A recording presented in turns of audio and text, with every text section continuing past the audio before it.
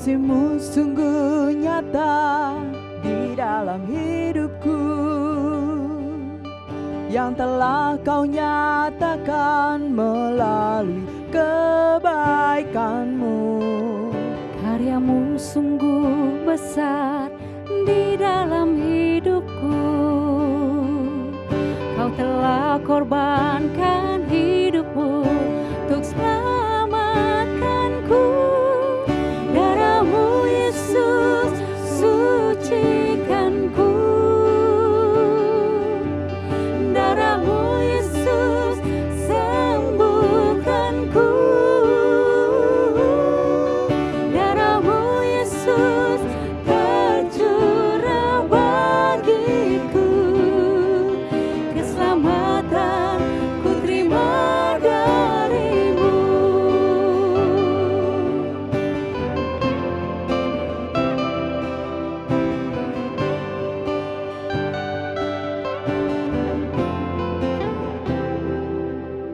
Kasih-Mu sungguh nyata di dalam hidupku,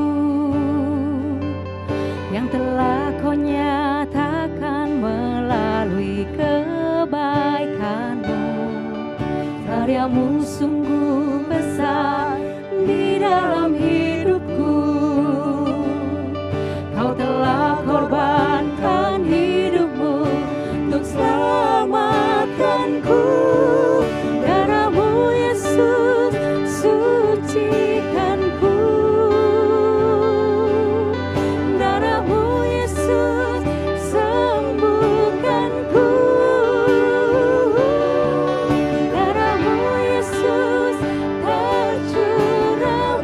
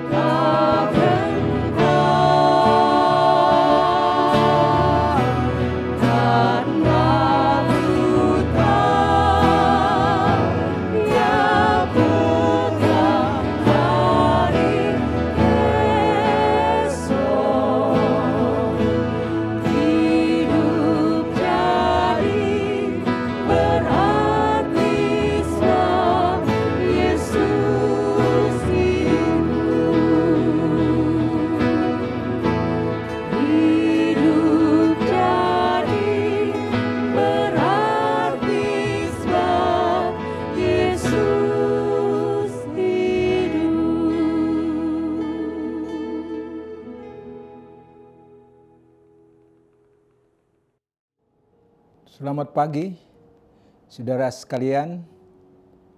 Salam sejahtera di dalam Yesus Kristus.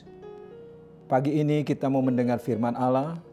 Kita dahului dengan berdoa. Mari kita tundukkan kepala, kita menghadap kepada Allah. Bapa Surgawi, kami mengucap syukur pada pagi hari ini kami dapat mengikuti ibadah walaupun terbatas oleh karena keadaan. Tuhan, Engkau yang Maha Tahu, walaupun kami tidak bertatap muka, tetapi kami mau mendengar sabda-Mu. Pakai hamba-Mu, urapi hamba-Mu, supaya firman yang diberitakan sebentar menjadi makanan rohani buat kami. Kami boleh menerimanya dengan jelas, dan hanya nama Tuhan yang empunya firman itu yang dipermuliakan.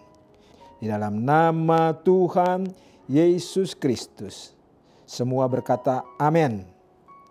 Mari pagi hari ini saya mengajak saudara kita melihat di dalam kitab Perjanjian Lama.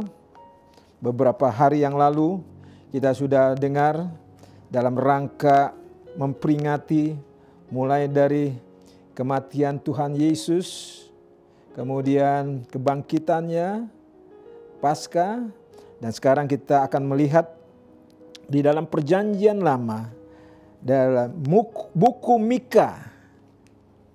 Buku Mika.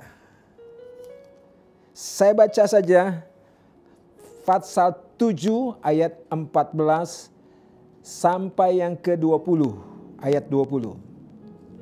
Saya bacakan, bunyinya demikian. Gembalakanlah umatmu dengan tongkatmu, kambing domba milikmu sendiri yang terpencil mendiami rimba di tengah-tengah kebun buah-buahan.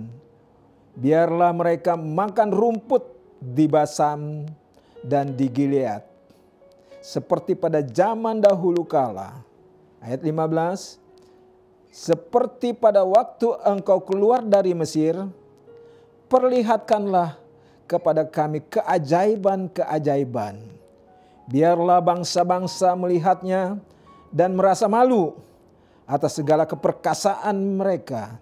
Biarlah mereka tutup mulutnya dengan tangan dan telinganya menjadi tuli.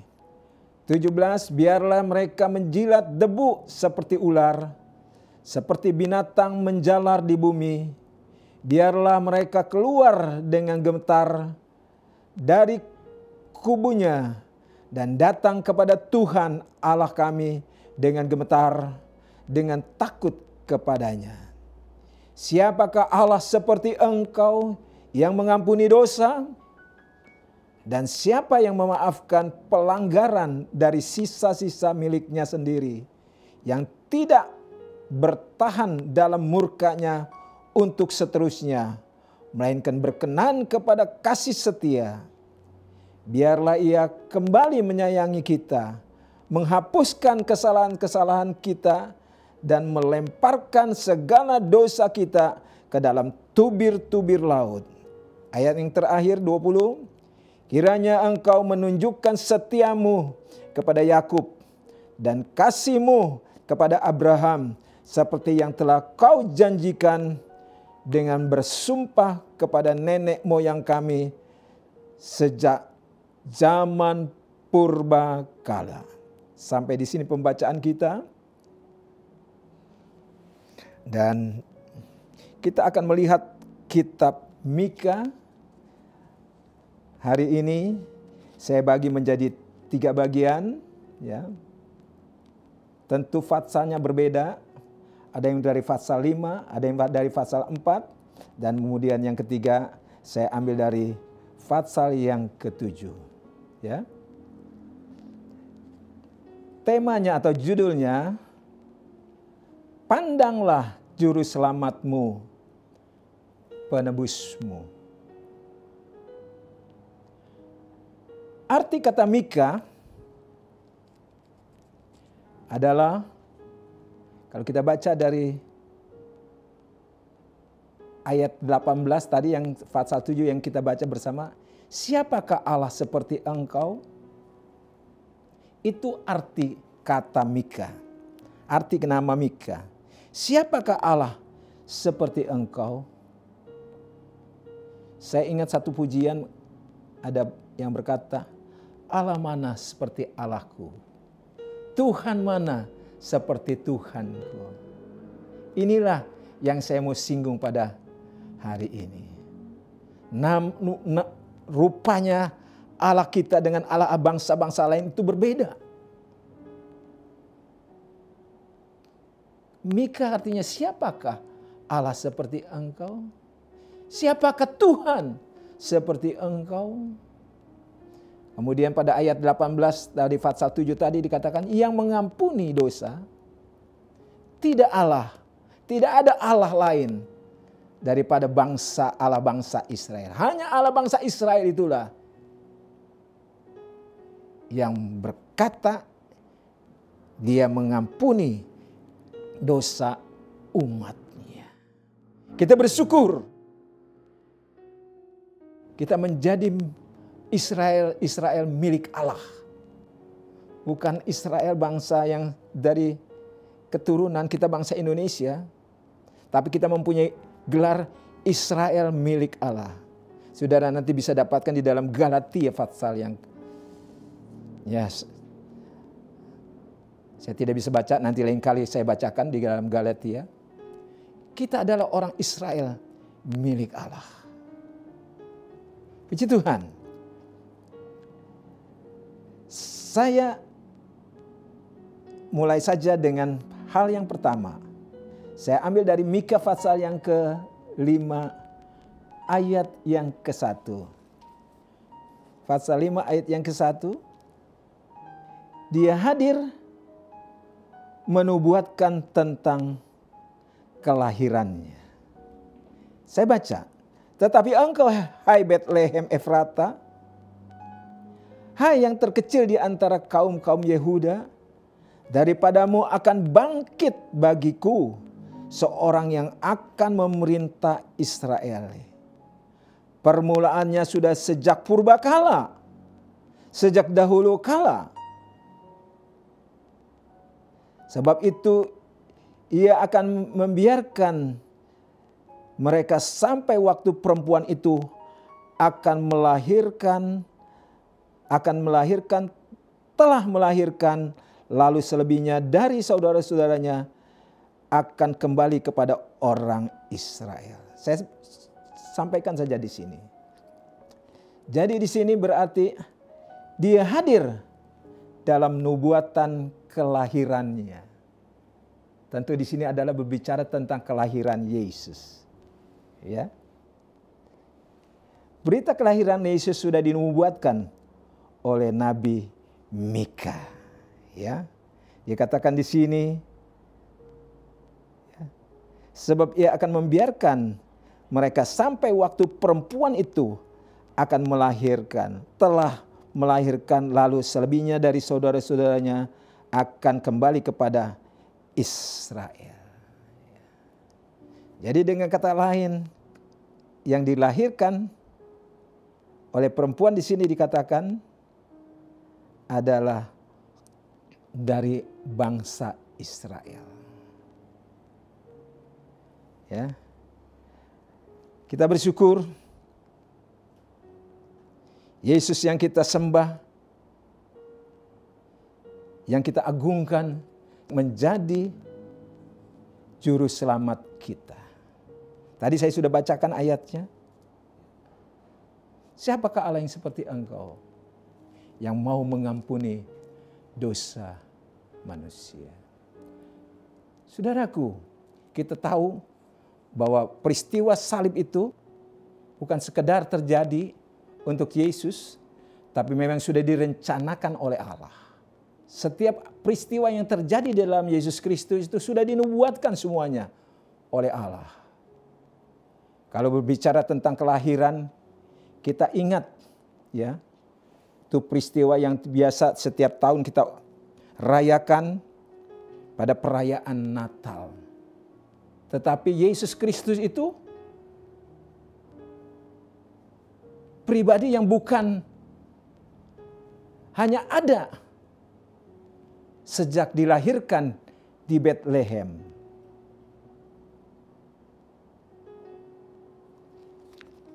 Dia bukan sejak kelahirannya di Bethlehem baru berada di dalam dunia ini. Tetapi firman Allah katakan, dia sudah ada sejak purbakala, sejak dahulu kala. Rasul Yohanes menyebut dia adalah firman. Kalau kita baca di dalam Yohanes pasal 1 ayat yang ke-14, atau kita baca saja dari ayat yang pertama. Pada mulanya adalah firman. Firman itu bersama-sama dengan Allah. Dan firman itu adalah Allah. Kita ambil ayat yang ke-14. Firman itu telah menjadi manusia dan diam di antara kita. Dan kita telah melihat kemuliaannya. Yaitu kemuliaan yang diberikan kepadanya sebagai anak tunggal. Anak tunggal Bapa, penuh kasih karunia dan kebenaran. Jadi, kalau dikatakan dia sudah ada sejak kelahirannya di Bethlehem, itu salah.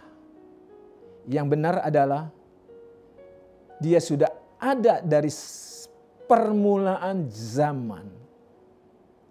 Dari permulaan zaman. Sebelum dunia ini diciptakan, dia ikut ya menciptakan alam semesta ini. Sebab itu saudaraku yang kekasih, nubuat tentang kelahiran Yesus itu ditulis oleh Mika. Waktu Mika menulis tentang kelahiran Yesus, dia tidak pernah mereka-reka apa yang dia tuliskan itu akan terjadi. Tetapi sebagai seorang hamba Tuhan yang dipilih oleh Allah,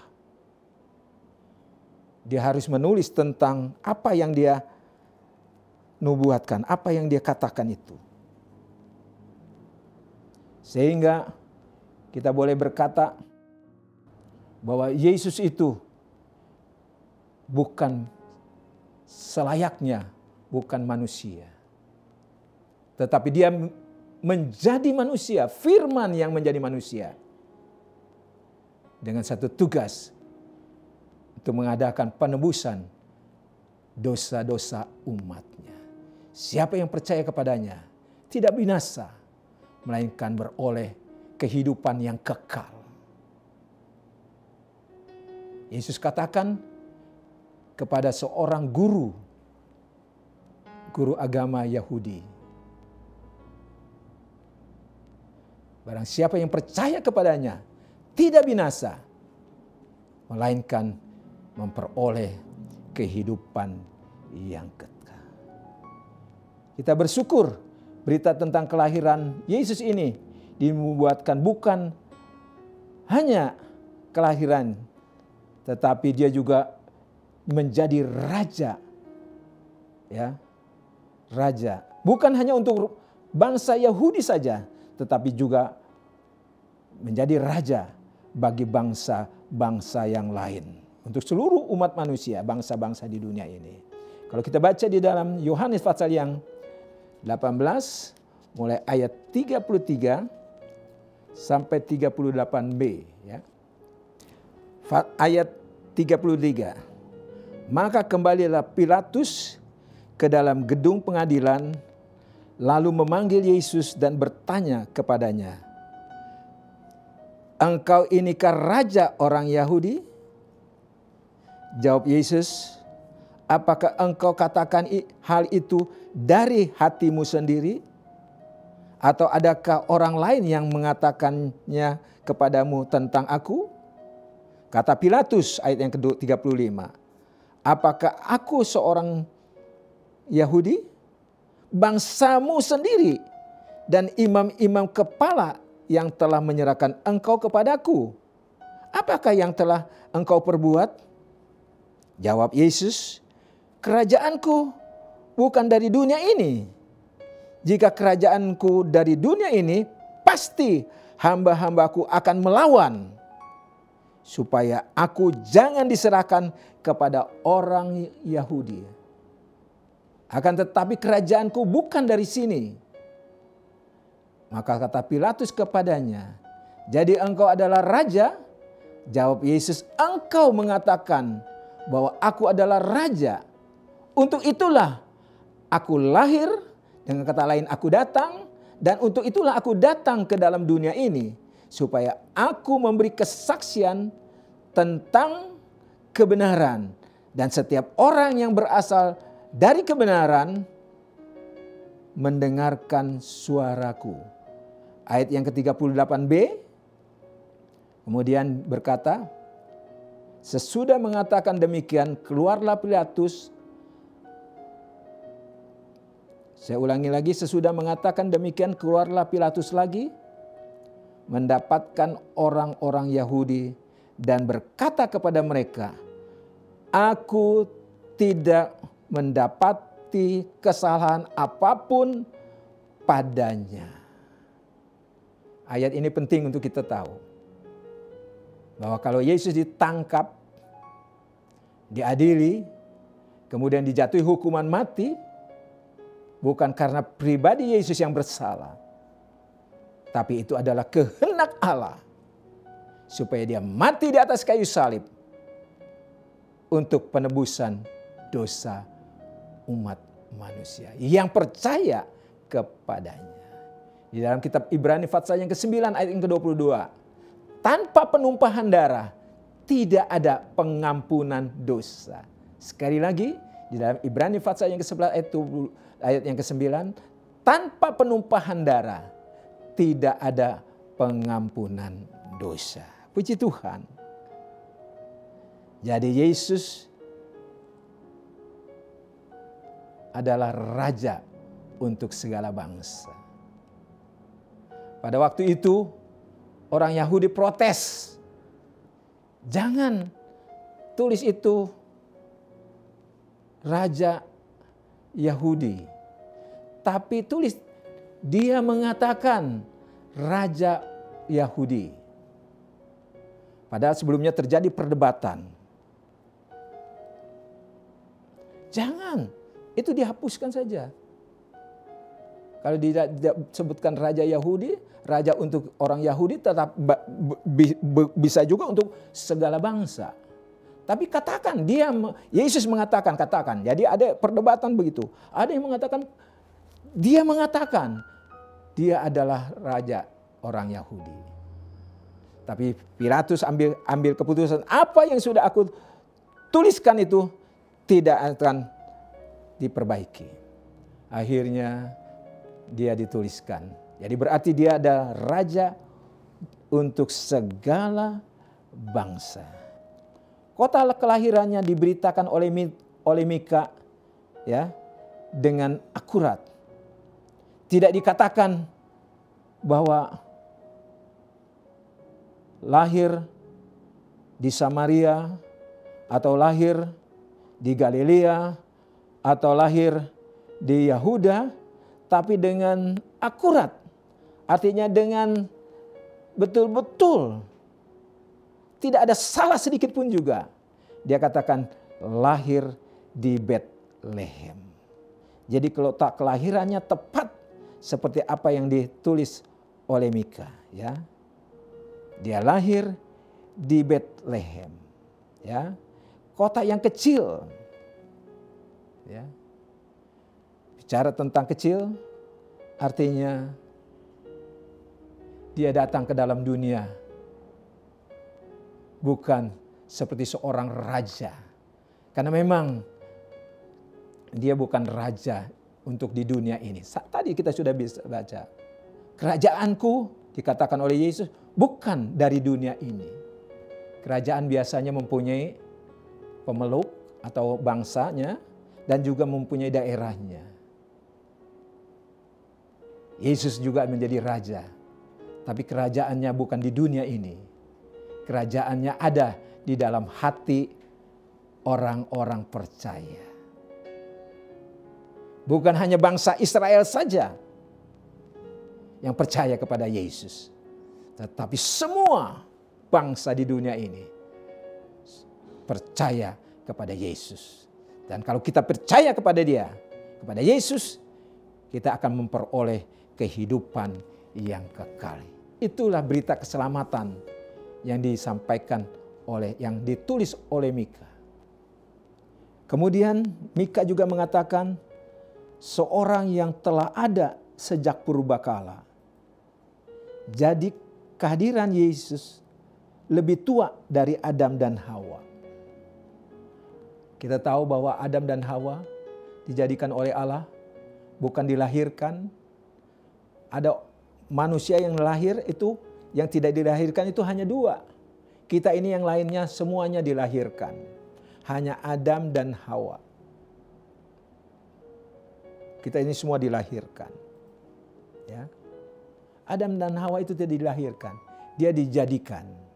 Siapa yang menjadikan? Allah sendiri. Nah, oleh sebab itu ada permulaannya kalau dilahirkan. Tetapi Yesus dikatakan seorang yang telah ada sejak purbakala. Saya sudah sampaikan tadi, kalau kita baca di Yohanes pasal yang pertama, saya ulangi lagi. Firman itu telah menjadi manusia dan diam di antara kita. Dan kita telah melihat kemuliaannya, yaitu kemuliaan yang diberikan padanya sebagai anak tunggal Bapa, penuh kasih karunia dan kebenaran. Ya, pada ayat yang pertama, pada mulanya adalah firman. Firman itu bersama-sama dengan Allah dan firman itu adalah Allah. Pada ayat yang ke-14, firman itu telah menjadi manusia. Jadi firman itu adalah Allah telah menjadi manusia. Kenapa Allah tidak bisa menjadi manusia? Karena Dia mempunyai kekuasaan, Dia maha kuasa. Dia bisa menjadi manusia dengan satu tugas, yaitu untuk penebusan dosa manusia. Kita bersyukur, kita beruntung boleh menjadi pengikut-pengikut Yesus. Puji Tuhan. Kemudian yang kedua, Dia hadir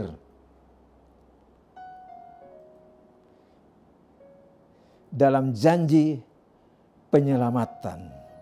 Kalau kita baca Mika pasal yang keempat, penyelamatan Putri Sion. Pada hari itu, demikianlah firman Tuhan, aku akan mengumpulkan mereka yang pincang dan akan menghimpunkan mereka yang terpencar-pencar dan mereka yang telah kucelakakan. Ayat 7, mereka yang pincang akan kujadikan pangkal suatu keturunan dan yang diusir suatu bangsa yang kuat, dan Tuhan akan menjadikan raja atas mereka di Gunung Sion dari sekarang sampai selama-lamanya. Ya. Seringkali di dalam kehidupan berjemaat kita jumpai ada orang yang rajin datang beribadah, bahkan giat atau aktif di dalam kegiatan gereja. Tetapi setelah mengalami kecewaan dengan seseorang di antara umat, dia jadi mundur. Ya. Contoh, sudah lama berdoa untuk penyakit tidak sembuh-sembuh. Akhirnya dia ke dukun. Lama mundur dari Tuhan. Akibatnya tidak kembali lagi. Kalau kita baca pada ayat yang ke-6 tadi. Pada hari itu, demikianlah firman Tuhan, aku akan mengumpulkan mereka yang pincang dan akan menghimpunkan mereka yang terpencar-pencar dan mereka yang telah kucelakakan. Nah, yang pincang ini maksudnya itu yang tadi saya katakan. Ada yang orang mula-mulanya rajin datang beribadah, giat di dalam gereja, kegiatan gereja, ambil bagian di dalam kur, ya, turut mengajar sekolah minggu dan lain-lainnya. Giat sekali. Tetapi tiba-tiba dia mundur. Alasannya barangkali karena kecewa dengan seseorang, ataukah mungkin sudah lama berdoa untuk penyakitnya tapi tidak sembuh-sembuh, akhirnya dia ke dukun, lama-lama mundur. Nah, Mika katakan ini mereka yang pincang-pincang. Ya. Maka Mika menyamakan orang tadi adalah orang-orang yang pincang, tidak tegar, bahkan tidak jujur di mata Tuhan. Mereka tidak mengandalkan kepada lengan yang perkasa atau lengan yang kuat dan tinggi tangan kanannya. Kalau sudah baca di dalam Mazmur pasal ke-89 ayat yang ke-14. Ya, saya ajak kita baca saja. Punyamulah lengan yang perkasa, kuat tanganmu dan tinggi tangan kananmu. Kalau lengan Tuhan kuat, perkasa, apa yang dia tidak dapat buat? Tapi rupanya orang-orang itu yang tadi seperti saya katakan, yang Nabi Mika mengatakan orang-orang yang pincang, itu mereka tidak jujur. Salah dari mereka. Mereka hanya meminta kesembuhan dari Tuhan. Mereka bisa datang beribadah hanya mau supaya mendapat kesembuhan dari Tuhan. Oleh sebab itu banyak orang-orang Kristen yang bisa menikah dengan orang yang beragama lain. Kenapa? Karena mereka tidak jujur. Kalau mereka jujur mengiring Tuhan dengan segenap hati mereka, maka apa yang tidak bisa ditolong oleh Tuhan? Nah, sebab itu kalau orang yang datang ke gereja tiba-tiba, kalau mau menjadi kaya, cari saja Allah lain. Nanti bagian yang ketiga, saya nanti akan sampaikan kepada saudara.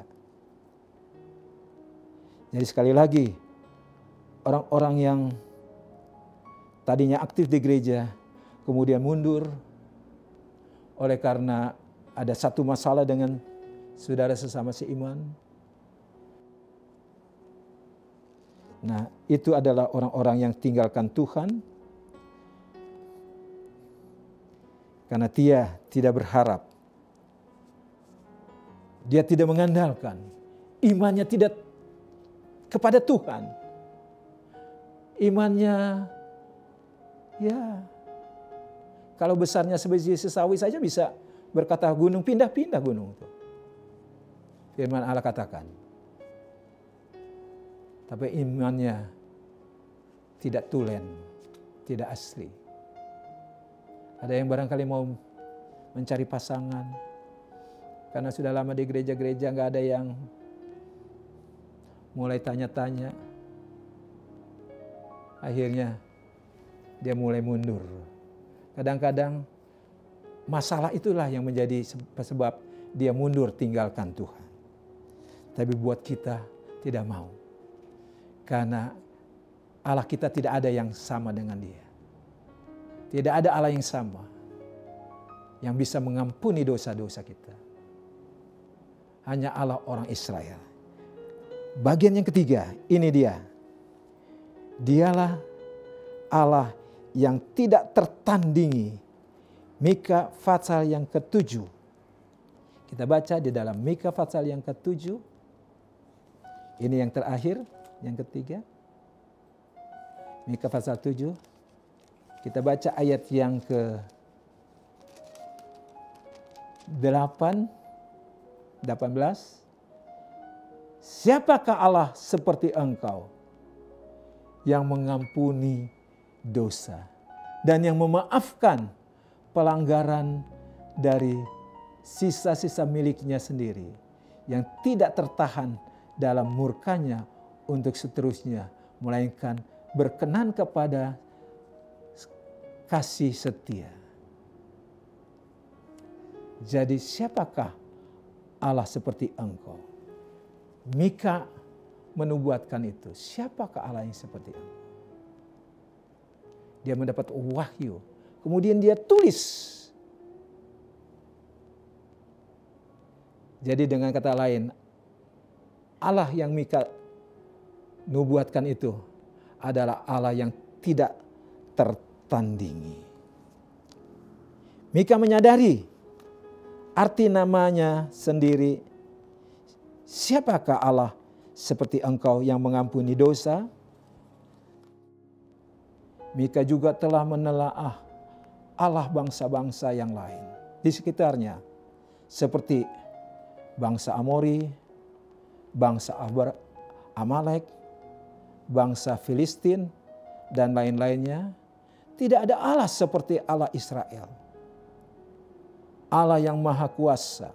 Banyak orang dewasa ini mencari kekayaan ke gunung, ke kuburan, ke keramat, ke gua-gua dan pohon-pohon.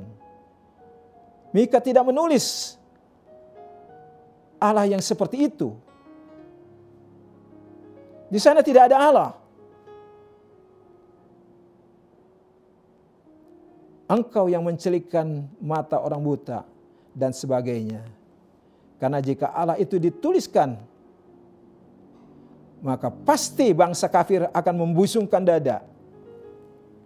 Jadi dengan kata lain, bangsa kafir, dia juga akan katakan, Allah kami juga bisa menyembuhkan. Itu bukan berita dari Mika.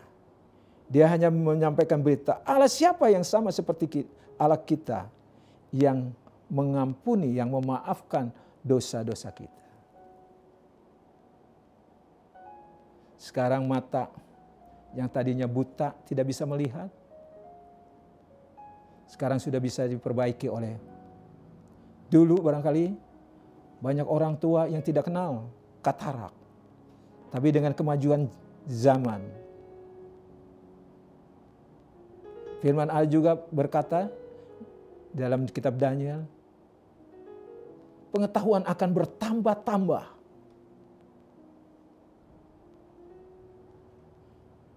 Ilmu pengetahuan kedokteran akan bertambah-tambah. Sehingga orang yang sakit mata bisa disembuhkan, dipulihkan. Saya pernah, mata saya tidak bisa melihat dengan jelas. Tapi begitu dokter katakan, Pak, ada katarak.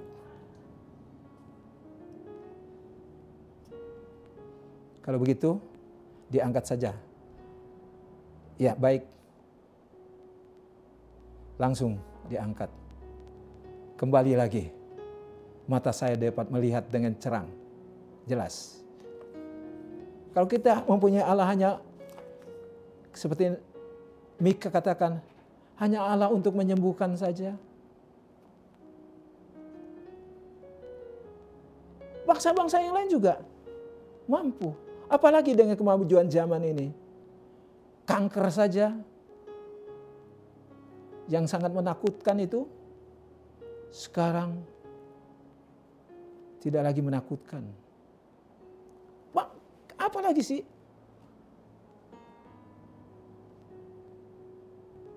Ginjal, aduh, bisa dicangkok. Mika katakan, itu bukannya Allah kami, hanya untuk menyembuhkan. Tapi bukan berarti Allah tidak mampu untuk menyembuhkan. Tetapi Allah Israel, Allah yang dituliskan oleh Nabi Mika, adalah Allah yang mampu, yang sanggup menyelamatkan dosa-dosa manusia. Sanggup juga menyembuhkan penyakit apapun. Tetapi Mika katakan, Allah itu bukan untuk itu yang nanti akan datang ke dalam dunia. Allah kita bukan hanya untuk itu saja. Itu terlalu ringan kalau Allah mau sembuhkan. Tetapi justru Allah, Tuhan yang ditulis oleh Mika itu, dimuat oleh Mika itu, adalah Allah yang sanggup mengampuni semua dosa-dosa kita, semua pelanggaran-pelanggaran kita. Itulah Allah yang kita juga sembah sampai hari ini. Dengan firman ini disampaikan kepada saudara, iman saudara lebih teguh, lebih kuat lagi. Tidak bisa bergeser. Kalau memang saudara mau bergeser dari Allah yang kita, sangat bodoh. Karena tidak ada Allah lain yang bisa memberikan kehidupan yang kekal. Yang bisa menjamin kehidupan yang kekal. Hanya Allah yang disembah juga oleh kita. Orang-orang Israel miliknya Allah. Kiranya Tuhan memberkati kita semua. Sampai di sini saja. Saya mengajak kita semua berdoa. Mari kita tundukkan kepala. Kita semua berdoa. Kami datang lagi kepadamu Tuhan. Mengucap syukur. Firman-Mu sudah diberitakan. Umat-umat-Mu sudah mendengar mereka semua. Biar mereka boleh tanamkan firman-Mu ini di dalam hati mereka. Supaya mereka tidak digoyahkan imannya mereka. Karena hanya Allah di dalam Yesus Kristus yang sanggup memberikan kehidupan yang kekal. Terima kasih Tuhan. Engkau sudah memberkati pendengar kami. Dan firman-Mu menjadi milik kami sampai nafas kami yang terakhir. Terima kasih Tuhan. Kami terima firman-Mu dengan mengucap syukur di dalam nama Tuhan Yesus Kristus. Saudara, terimalah berkat. Nah sekarang saudaraku yang kekasih, turunlah ke atasmu berkat, kasih sayang dan pemeliharaan dari Allah Bapa, damai sejahtera dari Tuhan Yesus Kristus, persekutuan Roh Kudus menyertai saudara sekalian, mulai pagi ini, besok, bahkan sampai Maranatha, Kristus datang kembali. Haleluya. Semua berkata amin. Selamat siang, Tuhan memberkati kita semua.